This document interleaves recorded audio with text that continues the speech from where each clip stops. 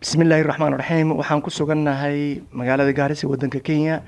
Waxaan la kulmay qoyskan oo dhibaato weyn ay ka muuqato gabadhan yar. Gabadhan oo lugteeda bidix ay aad iyo aad u dhamaatay.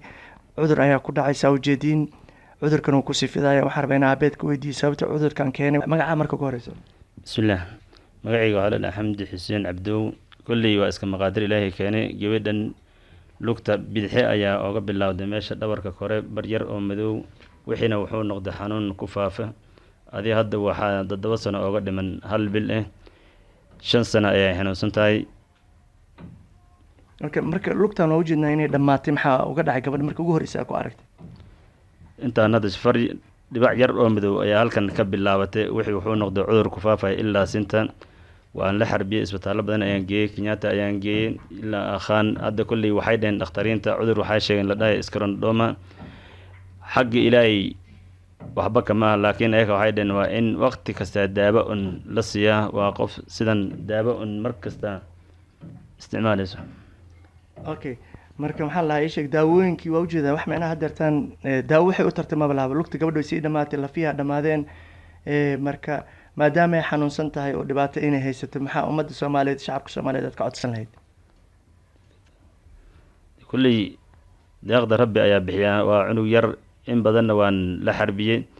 qofkii walaal oo soo caawin kara waxaan rabaa in la soo caawiyo marka gabadha magaceeda muxuu ahaa Ikhlaas Xamdi Xuseen saa ujeediin gabadhan Ikhlaas waa 7 jir waxa uga dhiman bilo Soomaan 7 sano hal bil ayaa uga dhiman 7 bilood 7 sano waa gabar aad u yar waxay u baahan tahay mustaqbal lugteedana Allahu a'lam waxay noqon doonto lugtu way dhamaatay saa sawirka ugu jeedin marka qoyskan qoys iska dan yar ah soo abood noo sheegay aad iyo aad aabeed u dadaalay isbitaal dhaqaatiir badan u geeyay laakiin dhakhtarkii saxa ah muuna helinin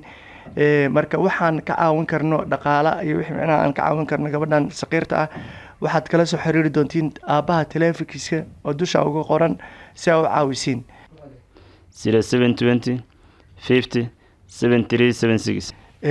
haddana macnaha insha Allah waxaan ku wareejin doonaa Sharmaarke oo ka mid ah dadka khayrka ka shaqeeya oo reer Gaarisa asagana ah ma sha Allah wax badan nagala shaqeeyay saa macnaha hore u aragteen Assalaamu calaykum waraxmatullaahi wabarakaatuh Cabdi Muuse oo ka tirsan ururka Gaarisa Muslim Youth Organization oo dadka caawiyaan gabadhan Ikhlaas Xamdi Maxamuud Xamdi Xuseen